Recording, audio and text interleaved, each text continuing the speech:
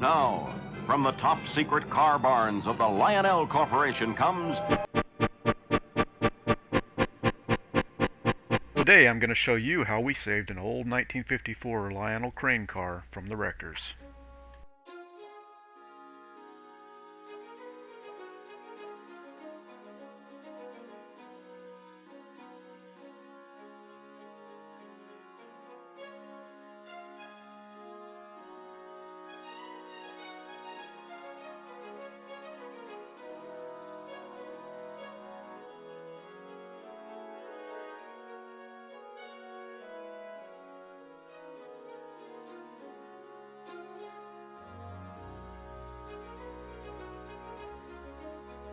Today we're taking a look at a 1954 6460 Erie crane car. I pulled this car up on a Craigslist deal for about $40. Follow along with me. I'm going to take you through this guy and see if we can get it repaired. First off, everything that came in the kit had been probably sitting in an attic for years and years. The gentleman I bought it from, this was his childhood toy. And I think he said he had loaned it out to a nephew, and the kid had played with it for who knows how many years. But he brought it back into inventory, and I think he stored it for quite a while. It got a lot of dust, a lot of dirt. This one probably has the most damage out of all the items that we brought in. But you can see here that the cab on the crane body has been broken in half, so we're going to have to address that.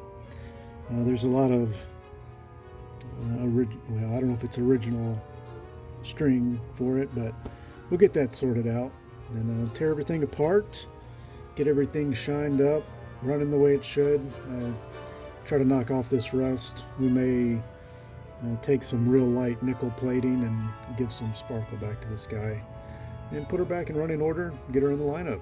So follow along.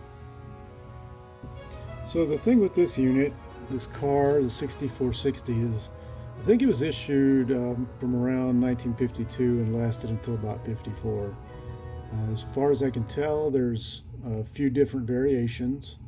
Now this variation I think is variation B, or the second variation of it. And the way you could tell that was because of the way the lettering is here on the underneath the Lionel lines. We've got a WT-375, comma 000 space 218, and that one's a little faint. So anyway, we'll get this guy cleaned up. So probably the simplest way I found to deal with any kind of rust or corruption on the wheels is to use a small Dremel tool and one of these wire wheels. Actually, a brass wheel is what I normally use. I don't think I've actually used this steel on it before, but the idea is you can obviously get your tool up and running, and you can clean these off really nice and easily and remove typically a lot of this rust. Now, I'm not entirely sure yet if all of this was originally coated in some kind of cold bluing, like how you would do on a gun, but I suspect that's the way it is. I'll have to do some research on that. So in the meantime, one of the ways that I've been dealing with making sure some of the raw metal is protected is I'll just take a simple Sharpie and go over it after I've got everything cleaned up to give it at least a little bit of rust protection until I do a little bit more research and find out exactly what the protection process was there. So we'll get to that eventually. Everything else pretty standard for a really old toy. Everything seems to be there. Everything rolls well. Don't see any problems. It could probably use a little bit of oiling. This item might be a little bit loose. I think normally they fit a little bit tighter. But overall, not bad. It'll hook up. I'll be glad to run it in the lineup.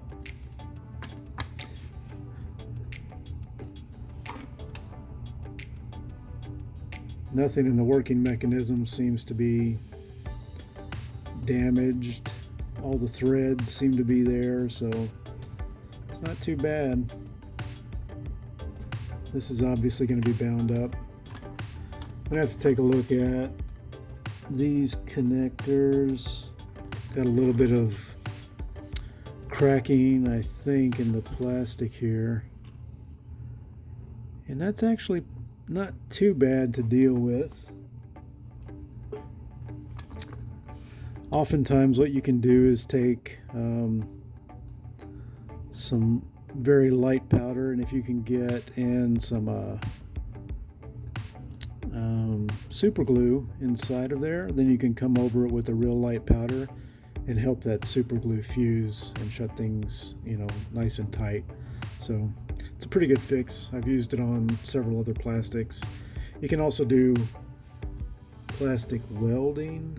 If this is, I'm not sure that this is even plastic, to be completely honest. We'll find out for sure though. It looks like it's got some hairline cracks in it, but regardless, doesn't look too bad. But yeah, we'll get after it. So one of the things that really fascinates me with these old model trains is the intricate detail that just goes into machining these. You know, in the background, I've got a 1939 South Bend lathe that I restored. My shop's kind of a mess right now, but it's pretty amazing to know that, you know, they were making basically toys.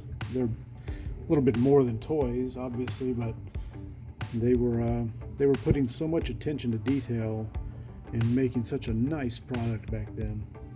It'd be really great if we could get back to the point where the items that we get are not utter crap from communist Chinese sweatshops. Anyway, I really dig it. The attention to detail on little things like this is just beautiful. Not entirely sure how to get that out without breaking something.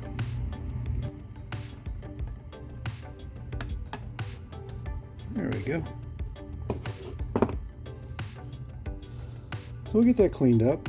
It should be pretty easy to polish. Just taking some old Scotch-Brite, clean the rest off of it. We may end up dipping it into a quick little nickel bath.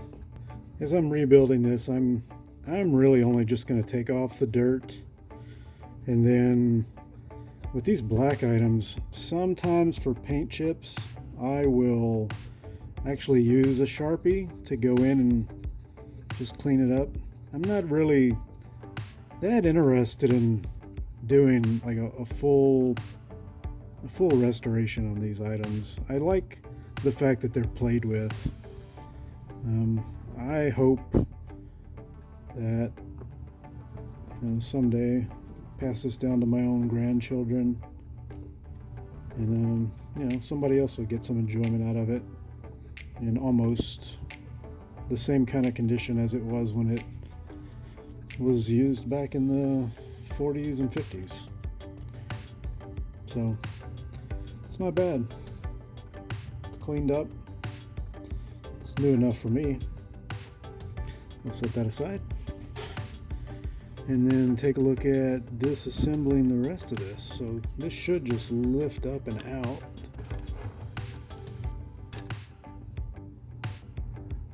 Just rides perfectly the way it should. So we get that guy cleaned up. This mechanism, oh, I see.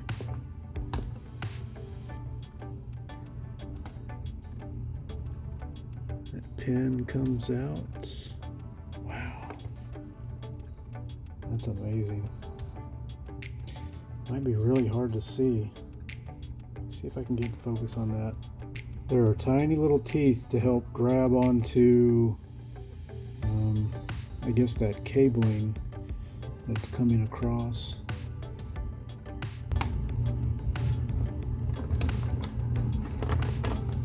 Okay.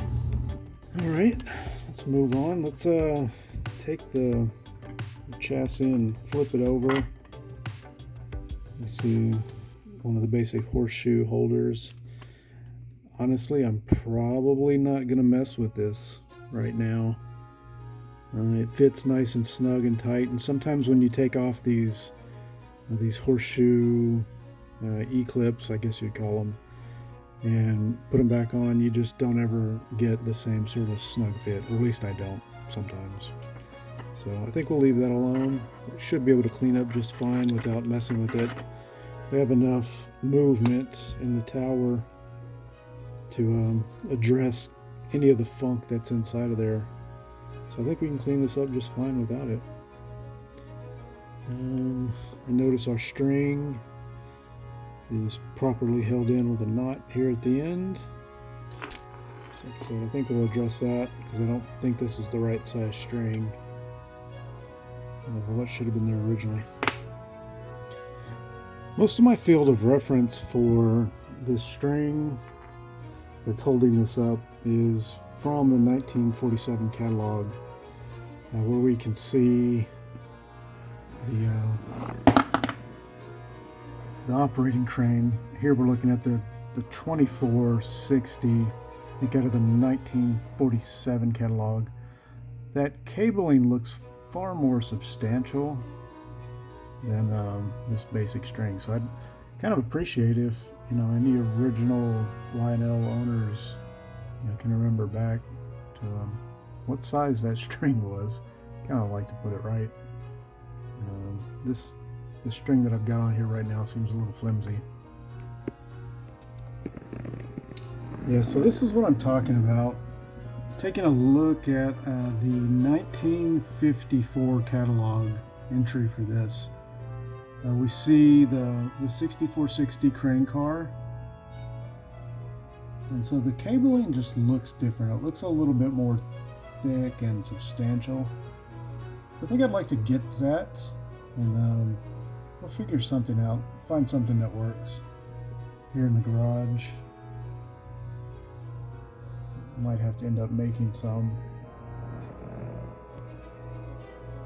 Anyway, quick shout out to the Lionel Collectors Club. This is a view of some of the catalog information that they provide with membership.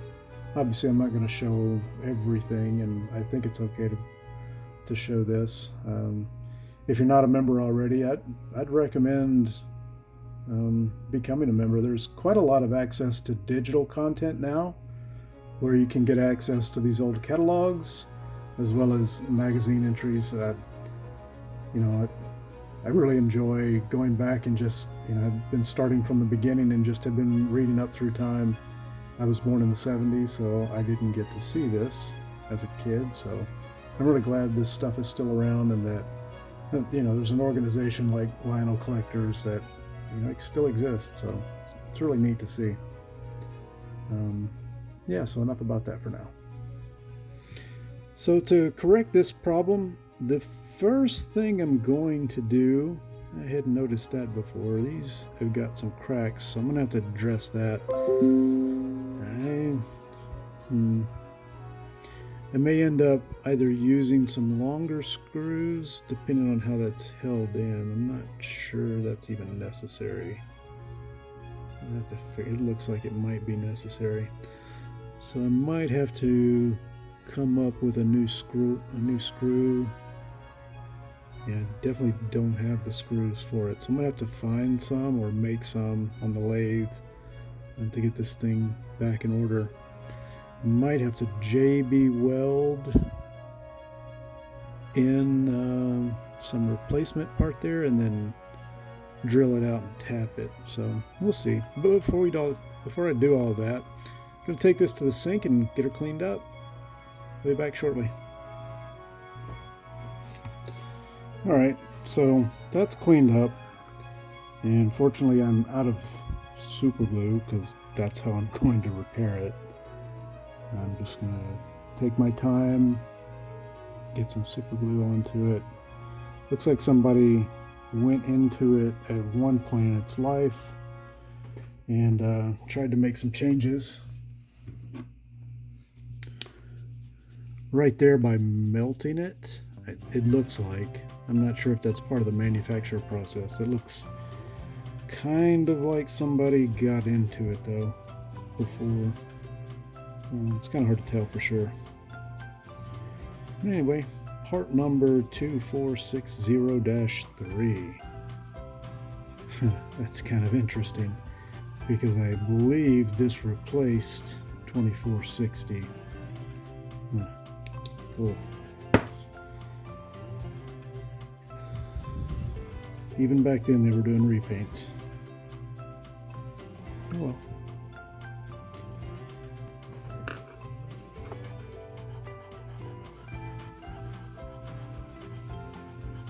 Just going to knock down a little bit of the corruption off of this. Super interesting video time. Can't complain. Alright, so while we're cleaning up a few things, can anybody tell me why were Russian cars notoriously bad from the 1920s to the 1950s? Because they were always stalling.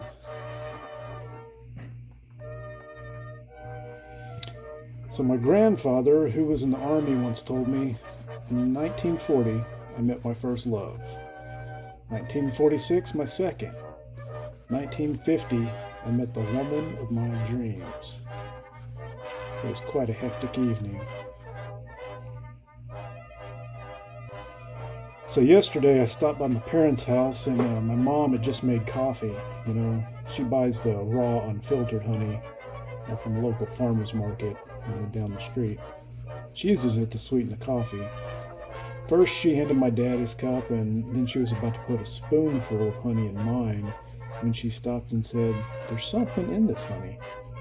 I looked at it and it was literally a bee's hairy little leg. I had looked in the jar and found one more, and it said, I said, "It's no big deal, I'm sure it's fine." And then I picked out the legs.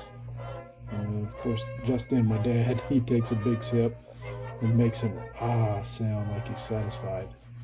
He then holds up the cup and smiles at us like he's in one of those 1950s Folgers commercials and says, "This coffee is the bee's knees."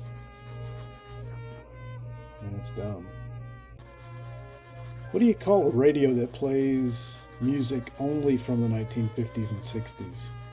That's a boomer box.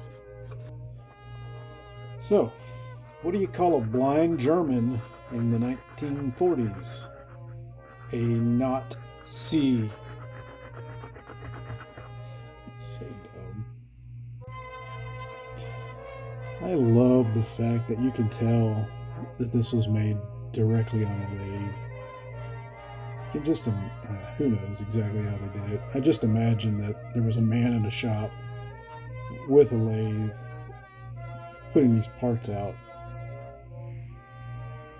Back then, that's very probable that that's how it was done. I don't imagine there was an automated machine for doing that. I could be wrong though. If you know what their manufacturing process was like in 1954, I'd be really interested in hearing about that. That'd be really neat to go see. Huh. Very cool.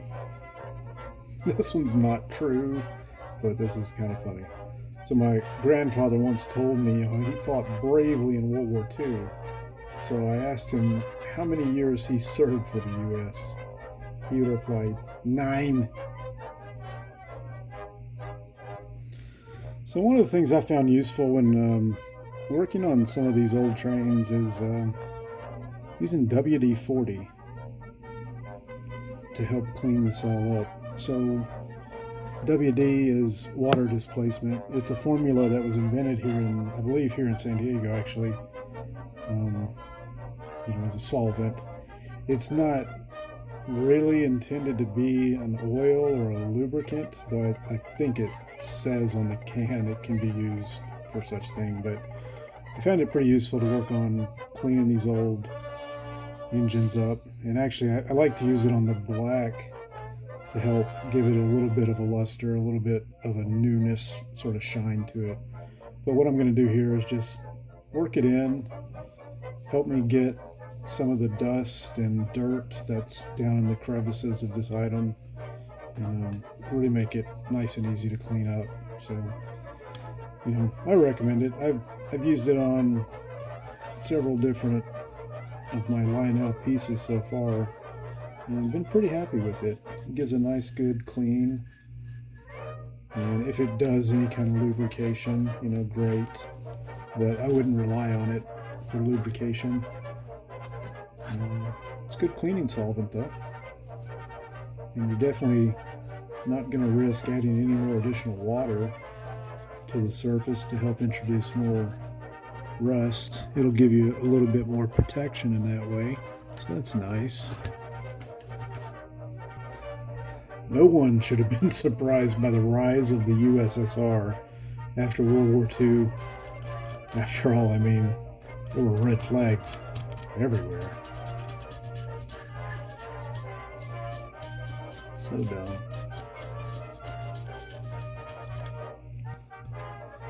So, it's a lot of fun watching somebody clean something, isn't it? Alright. I'll come back when this is all done. Hi there, I'm back. So it's the next day, and I'm going to go take care of doing a little bit of polishing. I'm going to use a Dremel, and notice we've got a pretty basic brass brush. Get the safety glasses on, and we're just going to brighten up some of the items on here. Like we've got a little bit of corrosion on this item right here, so we're going to clean that up.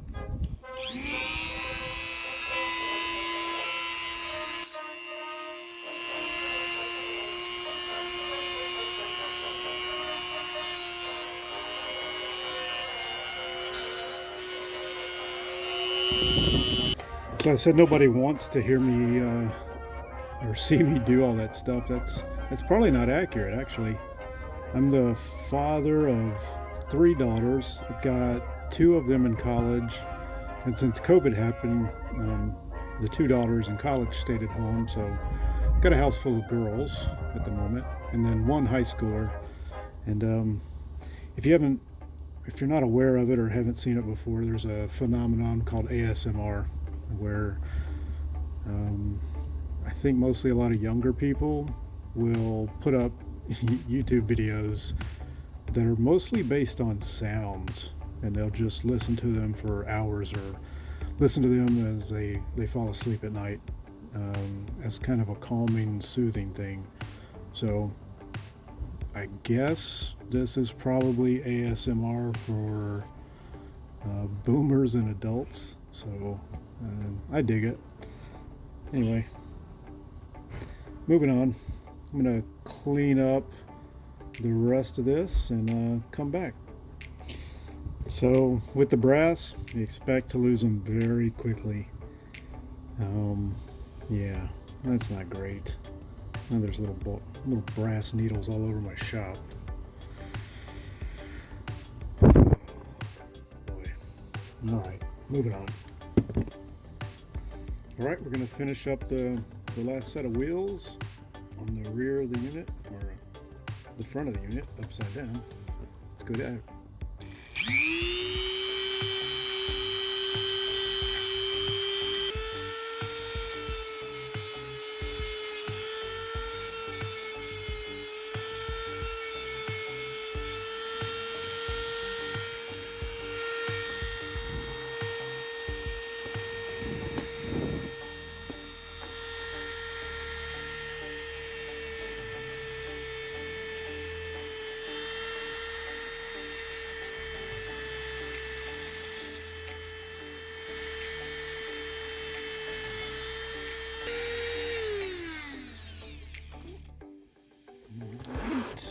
The last piece we're going to shine or give some attention to is this little guy.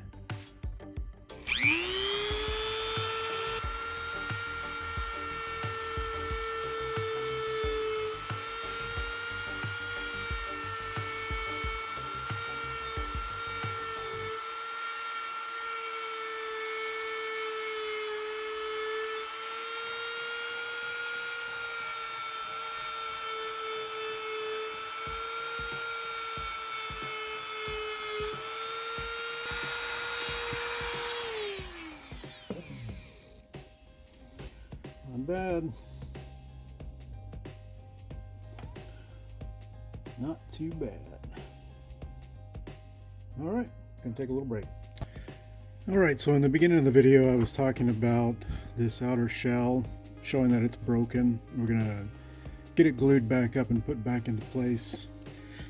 I talked about maybe using some JB weld on these posts, but I don't think I'm going to. I was digging through my parts bin and found some screws that I think are fitting the threads inside. I don't feel them pulling or fighting, so I think these are going to be okay. They're about the right length. I think the depth on these blind holes is pretty deep. We'll find out for sure though. Worst case scenario, I can just shave them down a little bit and then still use them, but I think there's enough thread in there that I'm not going to put a shoulder or fix this portion of it, but I am going to get it back together. So here we go.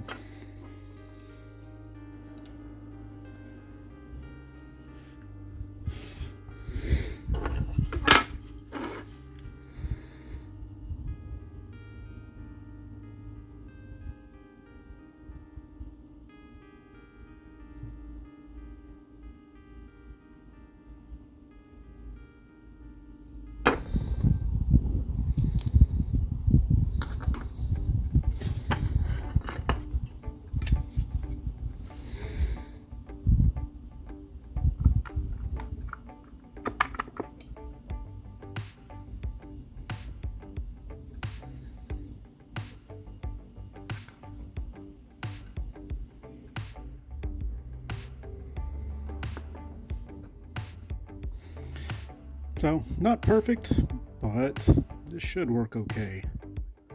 Just let the super glue do its job. And then I think I'll go back over again with my little Sharpie and clean up some of these paint chips, some of these kind of bad-ish areas. There's one area I'm kind of curious about dealing with. This is a bit of a, I guess you wouldn't call it a fulcrum point, but it's a pressure point where one of the wheels goes through and you use to adjust the altitude of the boom. So I think I might see if I can find or make a little washer, possibly with a shoulder that'll go in there and give us a nice snug fit, but something that's still workable. If I've got some brass, I'll make something. Otherwise, I'll just see what I have in the parts bin and give it a little bit less direct metal on plastic connection, because this is all plastic right now. Not that I'm going to be operating this thing a whole lot, but you know, it's an old piece, so try to preserve it, give it a little bit more integrity, and yeah, move on from that. So let me go check the parts bin. I'll be right back.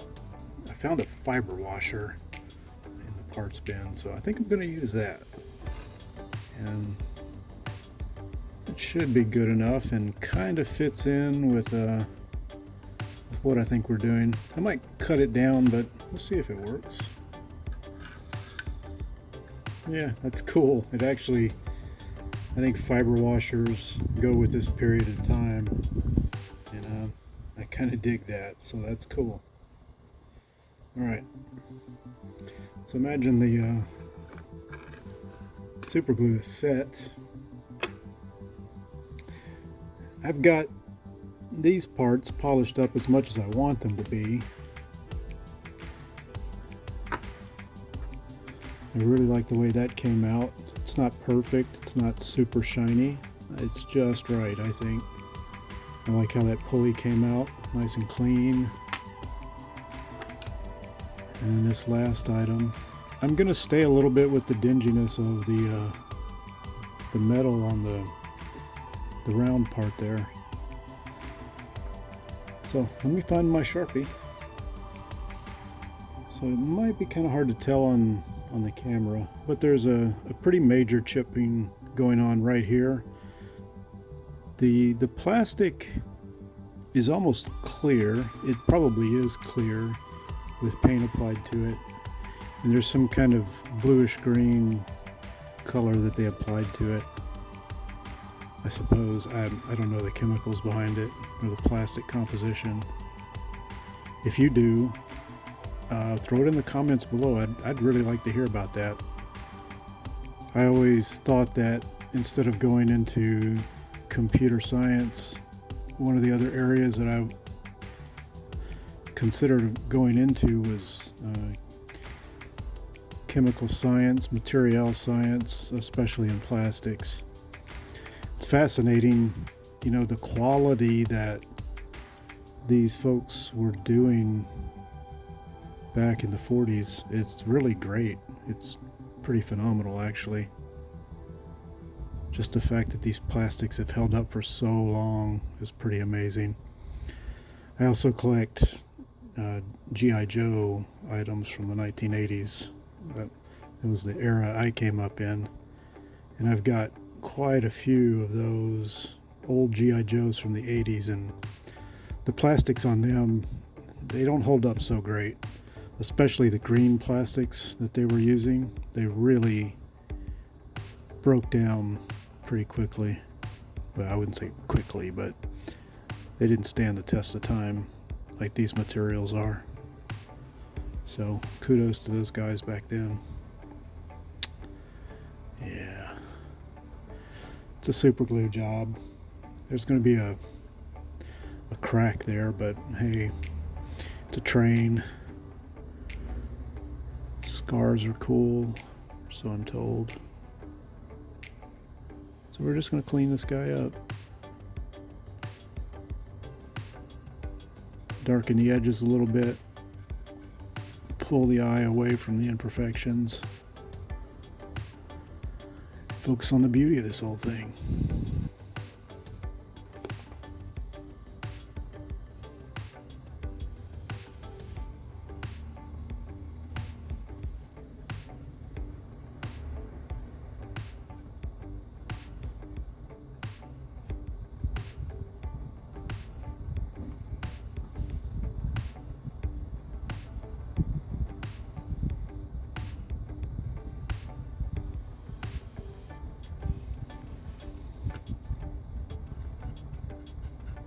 Ooh, she's a little banged up.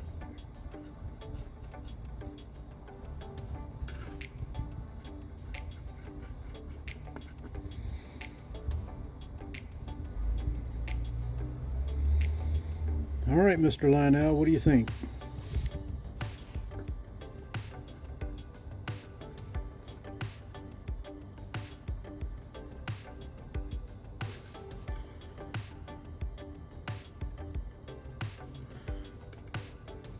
Not too shabby.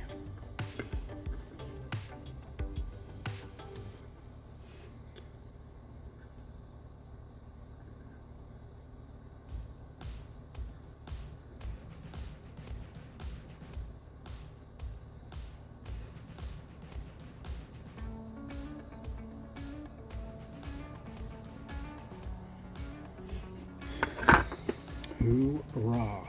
That looks all right. Alright, I'm going to go find a decent string for this and see if we can get her wired up. I'll be right back. Alright, so I'm not going to lie, that was not easy to do. The first place to start, I think it's probably the easiest way to do, is there's a hole right here where I'm pointing. And what you do is you take your string and you thread it through that hole, and it'll go down. So this thread right here is connected like that. All right. So then you run it through your pulley on your hook, come back around, bring it in over the top of that pulley. And then let me get a flashlight. and I'll show you some detail of what that looks like. So after you go over the top of this after you go over the top of this pulley, take two. So after you go over the pulley, you take the string and then you run it along the interior of the boom, and then you'll notice there's an area right there where the string will go through, and so you'll transition to the string coming right in the middle of the boom, coming down, and on the bottom hole you'll take the string and run it through the bottom. Okay, you should be able to see that. And in there you've got a nice transition with this circular component down at the bottom, and then you can see where I missed a little bit of rust cleanup, but you'll see that there's a cutout that'll let you transition back into the cab. So right there, and then from there you'll find a hole in this crank. There's a hole on this side. What you'll do is you'll run your line directly through that, tie off a square knot, cut everything off, in my case melt it down since it's basically a nylon string, and then crank your string in. You just want to, before you do that, you probably just want to make sure that you've measured and that you're not overloading the entire crank with too much string. So anyway, that's it for getting the string installed. A little complicated. It wasn't easy to figure out, at least not for me. All right, I'm going to move on here in a second, and we're going to put the cab back on. So I'm sticking a tiny little cutoff wheel onto the Dremel tool. I will find my safety glasses, and then we're going to cut a little bit off of this screw. All right, train out of the way, chop this bad boy up, we'll cut to about right there, throw some sparks.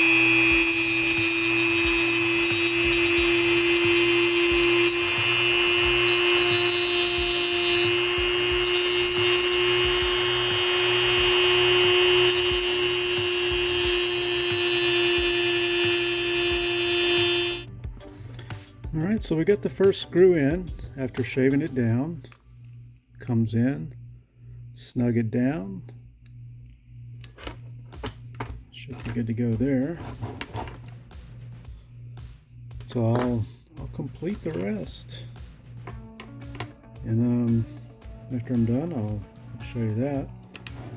In the meantime, we'll take the boom lift rod, get it in place. Thing you're trying to do here, pretty obvious, is we've got this nut that sits right here. It needs to be threaded. So we'll put that in place, screw it in, and we should be almost done. So now the boom should start to lift after we get the screw completely engaged. And there we go.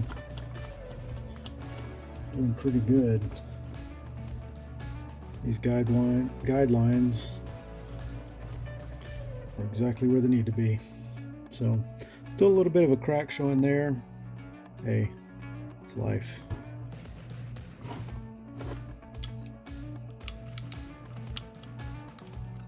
Love it. It's cool. There's something really nice inside. This locks a little bit. You get a little bit of a friction right there when you make it to the middle section. You spin around. Really nice. Alright, I'll get the rest of these screws in. Last one to go in.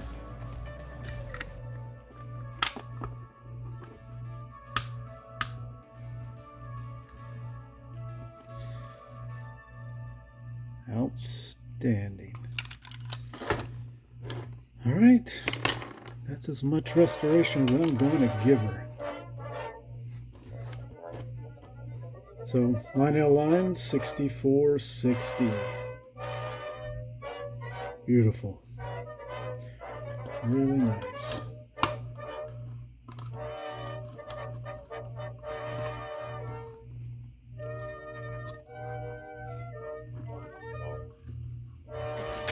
So the last little bit of work I'm going to do on this is give it the business with a little bit of WD-40. Take a toothbrush, just lightly give it a little bit of WD-40. Come over, remove any last bits of dust that are on the unit. Hit everything.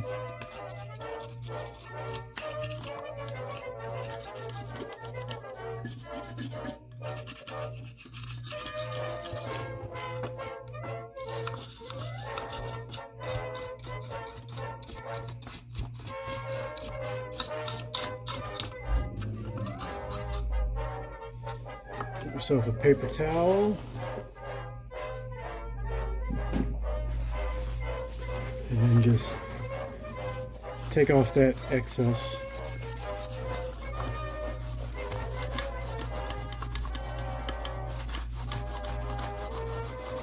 Doesn't seem to hurt the paint at all.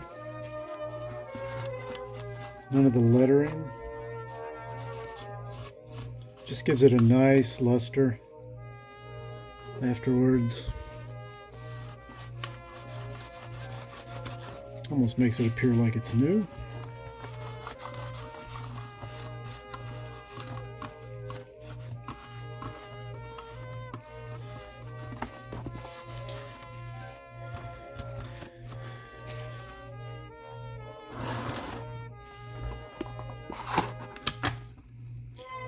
And there we have it, the 6460.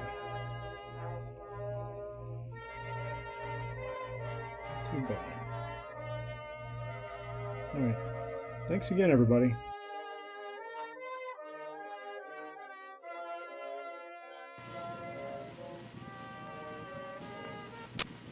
Ladies and gentlemen, our national anthem.